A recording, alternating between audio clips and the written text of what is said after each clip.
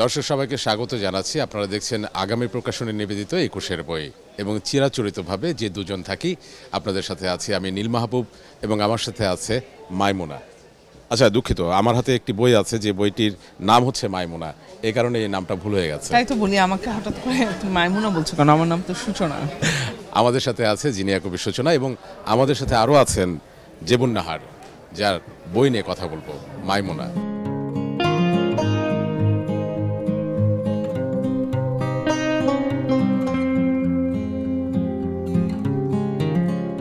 এই যে বইটির কথা বলছিলাম শুরুতে, যে মাইমুনা, এবং এই বইয়ের প্রধান চরিত্র হচ্ছে মাইমুনা, কিন্তু আপনার কাছে জানতে চাইবো যে মাইমুনা আসলে কতটা প্রধান চরিত্র আর কতটা মুক্তিযুদ্ধ? মাইমুনা যেমন এই বইয়ের জন্য প্রধান চরিত্র, তেমনি মুক্তিযুদ্ধের পুরো প্রেক্ষাপটটাই আসলে মাইমুনার মধ্যে এখানে আছে। মুক্তিযুদ্ধে যেমন আমরা আমাদের স্বাধীনতার আন্দোলনের জন্য যুদ্ধ করেছি, মাইমুনা সেখানে এরকম ছাত্রী অবস্থা ছিল, সে পড়তো, তার বাবা টিচার, সো এডুকেশনের সাথে তার একটা সম্পৃক্ততা ছিল। সেদিক থেকে তার মনের মধ্যে একটা বিদ্রোহী, মানে অবাঙালিদের প্রতি তারা আমাদের উপর যেমন নিপীড়ন নির্যাতন এরকম একটা ইয়ের মধ্যে রেখেছিল বাঙালিদেরকে সবসময় সাপ্রেস করে রাখা। আর যে এলাকার ভিত্তিক এই চরিত্রটা উঠে এসেছে, সেই এলাকায় আসলে অবাঙালিরাই ওখানে অনেক বেশি ইয়ে ছিল। পার্সেন্টেজ যদি আমরা দেখি সেখানে প্রায় 70% মতো ওরা ছিল, 30% বাঙালি। আর ছোট্ট একটা শহর, বাট এই শহরটা যেমন অনেক বেশি একটা রোল ছিল আশেপাশের ডিস্ট্রিক্টগুলোকে অর্থনৈতিকভাবে সামাজিকভাবে উন্নত করার, ঠিক সেরকম ছোটো শহরের পাশে যে গ্রামবাসীগুলো ছিল তারা তো সবাই বাঙালি, তো এদের সাপোর্টটা ছিল এই শহরের উপর। তো মুক্তিযুদ্ধ যখন এই শহরটাতে সংগঠিত হয়, তখন এখান থেকে মাইমুনা চরিত্রটা যেমন এসেছে, মাইমুনার আশেপাশে গ্রাম থেকে যে গ্রামবাসীরা যে সাপোর্ট দিয়েছে, সেটাই এই বইটার মধ্যে উঠে এসেছে। তার মানে এই বইটিকে আমরা বলতে পারি যে মুক্তিযুদ্ধ ভিত্তিক একটু মুক্তিযুদ্ধ ভিত্তিক একটি উপন্যাস। আচ্ছা, মানে এই যে আপনার জন্ম তো আসলে স্বাধীনতার বছরে। হ্যাঁ, আমার জন্ম স্বাধীনতার বছরে। তো সেই মানে এরপরে যে মুক্তিযুদ্ধের গল্পটাকে আপনি তুলে ধরলেন, মানে এই যে আবেগটা, হ্যাঁ, বা এই যে গল্পটা, মানে আসলে কল্পনাপ্রসূত চলে আসলো নাকি? না, এটা আসলে ছোটবেলার থেকেই যেমন হচ্ছে আব্বা আম্মা, তারপরে দাদা দাদি, নানা নানি, ওই যে বললাম যে শহরের উপরে গ্রামবাসীদের একটা ইয়ে ছিল, তো সেখানে অনেক ছোট ছোট গল্প শুনেছিলাম মুক্তিযুদ্ধের উপরে। তো আমার জন্মটা যেহেতু ওই সময়টাতে, তো আমার খুব একটা ইয়ে ছিল যে এই গল্পগুলোকে যদি কখনো বলিষ্ঠ আকারে আমি নিয়ে আসতে পারি, তখন হয়তো আমার সমসাময়িক যে জেনারেশনটা আছে যারা মুক্তিযুদ্ধ দেখেনি, তাদের কাছে এই জিনিসগুলো খুব প্রখরভাবে আমি তুলে আনতে পারবো। ইভেন ওই সময়কার স্কুল কলেজগুলো ছাত্রছাত্রীদের যে অবদান ছিল, যেমন ফার্স্ট এখানে আমি উল্লেখ করেছি যে প্রথম মুক্তিযুদ্ধের যে শহীদ আমাদের ঢাকা শহরে যেটা 25শে মার্চ রাতে হয়েছিল, ওটা কিন্তু আমাদের ওই এলাকাটাতে সৈয়দপুরে হয়েছিল 23 তারিখ রাতে। তো দুদিন আগে ওখানে শুরু হয়েছিল এবং ওখানে ফার্স্ট 2জন ছাত্র শহীদ হয় অবাঙালিদের হাতে। তো ওখান থেকে 23শে মার্চ শুরু হয়। ইভেন আমরা 16 ডিসেম্বর যখন বাংলাদেশ আমরা স্বাধীন হচ্ছি, কিন্তু অবাঙালিদের কাছ থেকে সৈয়দপুর শহরটা স্বাধীনতা লাভ করে হচ্ছে 18 ডিসেম্বর। ওখানেও কিন্তু 2 দিন বেশি।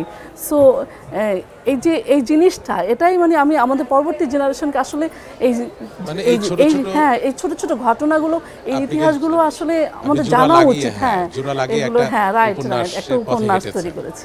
সেক্ষেত্রে আমি একটু আপনার কাছে জানতে চাই, আপনি আপনার বইয়ে বলেছেন যে এই যে দৈনন্দিন জীবনের যে ভালো লাগা ভালোবাসা, এই বিষয়গুলোই আপনার কলমের আঁচড়ে উঠে আসে।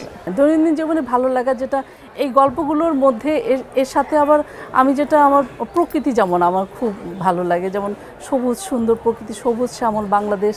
তো এই বাংলাদেশের ভালোবাসাটাও কিন্তু এই মাইমুনাতেও আসছে। আমার আগের যে কাব্যগ্রন্থ দুটো ছিল, ও দুটোতেও আমি এটা আনার চেষ্টা করেছি, এবং মাইমুনার মধ্যেও এটা আছে যে ওরা যখন শহর থেকে গ্রামে যাচ্ছে, তারপরে গ্রামের যে অবস্থাটা, তাদের কোনো কিছুই কিনতে হয় না, সুজলা শিপলা শস্য শ্যামলা বাংলাদেশের প্রতিটা গ্রাম, এবং এই গ্রামের লোকগুলো নিজে নিজে কিন্তু স্বাবলম্বী। ওরা কিন্তু নিজেরাই নিজেদের জন্যই নিজেরা সব কিছু, মানে ওরা ইন্ডিপেন্ডেন্ট বলতে গেলে।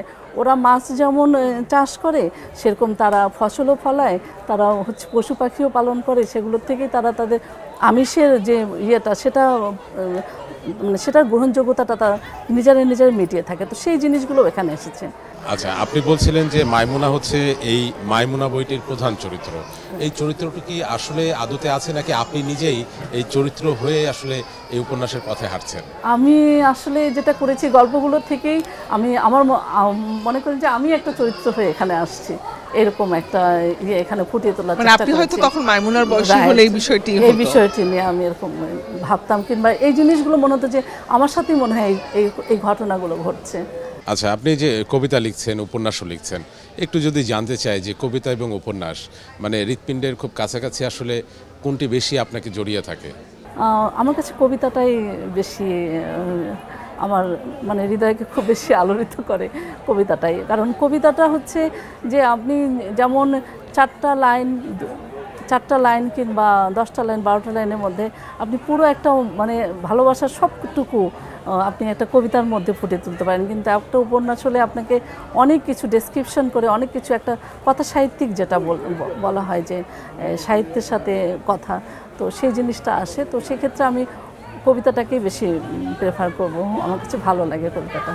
আপনি বলেছেন যে কখনো কারো হেয়ালি ডাকে চলার পথ হাঁচড়ে পাচড়ে ঘরের প্রবেশ মুখে এসে থমকে যায় জীবনের এপিটাফ, সত্যি কি তাই? না আসলেই তো, কারণ হচ্ছে যে এটা তো আমি 2022-এ লিখেছিলাম। এটা লেখার ইয়েটা ছিল যে ওই সময় আমরা কোভিড-19 একটা সিচুয়েশান চলছিল। তো কোভিড-19 যেমন আমরা প্রকৃতি যেমন অনেক ক্ষতি করেছি, প্রকৃতি তো আমাদের ক্ষতি করেছে। তো আমরা যদি আসলে ভালোবাসতাম প্রকৃতিকে, সেভাবে যদি ধরে রাখতে পারতাম, তাহলে তো আসলে এত বেশি ক্ষতি হয়তো আমরা নাও হতে পারতাম, সম্মুখীন নাও হতে পারতাম। তো আমাদের জীবনের এপিটাফটাই তো, তাই না? দারুণ। এবং একদম শেষ পর্যায়ে আছি আমরা। শেষ একটি প্রশ্ন আপনার কাছে, সেটি হচ্ছে যে এই যে প্রথম উপন্যাস, কবিতা লিখতে বেশি পছন্দ করেন, আর এবার বইমেলায় প্রথম উপন্যাস আসলো, মানে কি হবে, পাঠক কীভাবে নেবে, হ্যাঁ, মানে চারপাশের মানুষ, মানে মনটা মানে ভিতরে কি একটু দুরু কাঁপছে? না, এরকম দুরু কাঁপছে না, কারণ আমার পাঠকপ্রিয়তা যেমন আছে আগের কবিতার বইয়ের প্রতি, তো আমার পাঠকেরা আমার মনে হয় যে এখানে মাইমুনা লিখতে যেও কিন্তু আমার দু একটা কবিতার ছন্দ চলে আসছে। সো এটা হচ্ছে যে জীবনকে যদি আমরা উপলব্ধি করতে চাই, সেখানে কবিতা এবং কবিতার সাথে যে পুরো জীবনটাকে একটা কি বলবো, আমি যদি একটা যদি একটা জমিতে যদি আমি ধান রোপণের কথা চিন্তা করি, সো পুরো জমি জুড়ে যেমন একটার পর একটা বীজ রোপণ করে আমরা পুরো একটা ফসলে পরিপূর্ণ একটা ক্ষেত পেয়ে যাই, ঠিক সেরকম আমার মাইমুনা উপন্যাসটিও ওরকম, যে এটা পরতে কিন্তু আমার পাঠক কবিতারও একটা ছন্দ পেয়ে যাবে। আমরা চাই যে মাইমুনা পাঠকের ভালোবাসার মাইমুনা হয়ে উঠুক। অনেক ধন্যবাদ। মাইমুনাকে নিয়ে কথা হচ্ছিল। আমরা চাই যে মুক্তিযুদ্ধভিত্তিক এই যে উপন্যাস মাইমুনা, সেটি সবার ভালোবাসা পাক, পাঠককে আরও ঋদ্ধ করুক। নিশ্চয়ই, শেষ করতে সেটাই হবে। আমাদের সবার প্রত্যাশা। এবং আগামী প্রকাশনী নিবেদিত 21-এর বই থেকে আমরা আজকের মতো বিদায় নিচ্ছি। আগামীকাল দেখা হবে একই সময়ে।